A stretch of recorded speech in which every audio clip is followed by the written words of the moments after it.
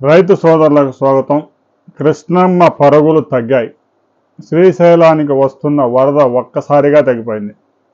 దీంతో శ్రీశైలం ప్రాజెక్టు గేట్లు మరో 2 మూసేసి ఒక్క గేటు ద్వారా మాత్రమే వరద నాగార్జున సాగర్కి రిలీజ్ చేస్తూ ఉన్నారు.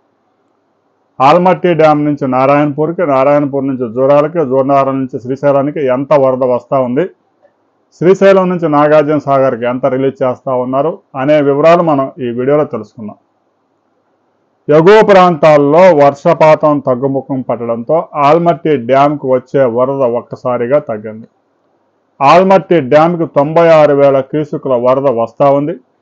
ఆల్మట్టి డ్యామ్ నుంచి 102,000 క్యూసెక్కుల వరదని నారాయణపూర్కి రిలీజ్ చేస్తూ ఉన్నారు. నారాయణపూర్కి వచ్చిన వరద మొత్తం జూరాల ప్రాజెక్టుకి రిలీజ్ చేస్తూ ఉన్నారు. జూరాలకి 104,000 క్యూసెక్కుల ఎగువ ప్రాంతం నుంచి వరద వస్తూ ఉంది. విద్యుత్ ఉత్పత్తి ద్వారా ఒక 30,000 క్యూసెక్కులు, 14 గేట్లు ఎత్తివేయడం ద్వారా ఒక 73,000 క్యూసెక్కులు, మొత్తం 103,000 క్యూసెక్కులు పైగా శ్రీశైలం డ్యామ్కి రిలీజ్ చేస్తూ ఉన్నారు. మరొక వైపు తుంగభద్ర నుంచి వస్తున్న వరద కూడా తగ్గింది.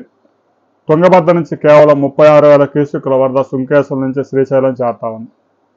మొత్తం మీద జూరాల నుంచి ఒకవైపు, తర్వాత సుంకేశ్వర తుంగభద్ర వరద మరొక వైపు, మొత్తం మీద శ్రీశైలం ప్రాజెక్టుకి 136,000 క్యూసెక్కుల వరద మాత్రమే చేరుతా ఉంది.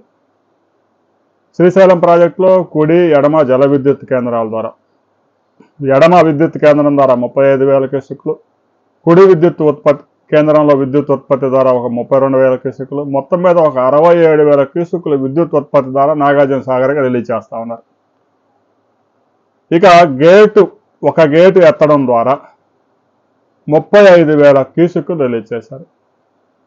మొత్తం మీద శ్రీశైలం ప్రాజెక్టు నుంచి నాగార్జున సాగర్కు 110,000 క్యూసెక్కుల దాకా చేరుతా ఉంది. ఇక శ్రీశైలం బ్యాక్ వాటర్లో పోతిరెడ్డిపాడు ద్వారా 20,000 క్యూసెక్కులు తీస్తూ ఉన్నారు.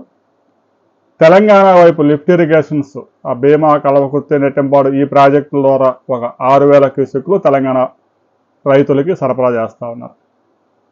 ఇక శ్రీశైలం ప్రాజెక్టులో కనుక మనం ప్రస్తుత నీటి మట్టాలు కనుక మనం పరిశీలించినట్లయితే ఫుల్ ట్యాంక్ లెవెల్ 215.8 టీఎంసీలు కాగా ప్రస్తుతం శ్రీశైలంలో 206 టీఎంసీల జలాలు చేరాయి.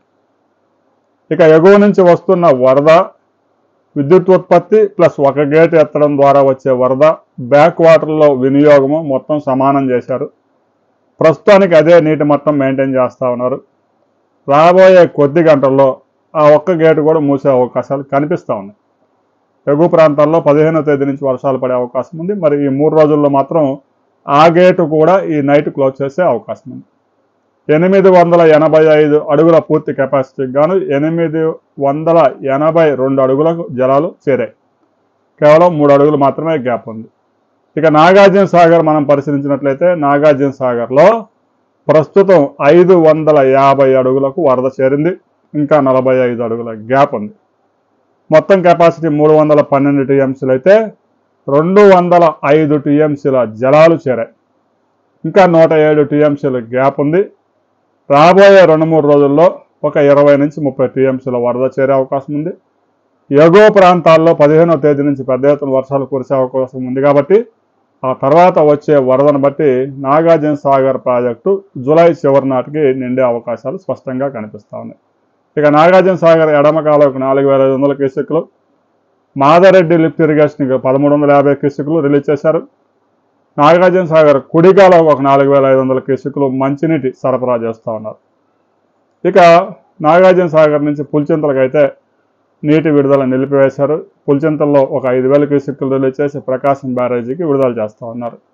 ప్రకాశం బ్యారేజీకి పులిచింతల నుంచి 5,000, పట్టిసీమ నుంచి ఒక 6,200 క్యూసెక్కులు వస్తూ ఉంది. మొత్తం మీద 11,200 క్యూసెక్కులు ప్రకాశం బ్యారేజీ కాలువలకు రిలీజ్ చేశారు. రాబోయే రోజుల్లో ఎగువ ప్రాంతం నుంచి వరద పెరుగుతుందా తరుగుతుందా అనే వివరాలతో మనం మరో వీడియోలో తెలుసుకుందాం.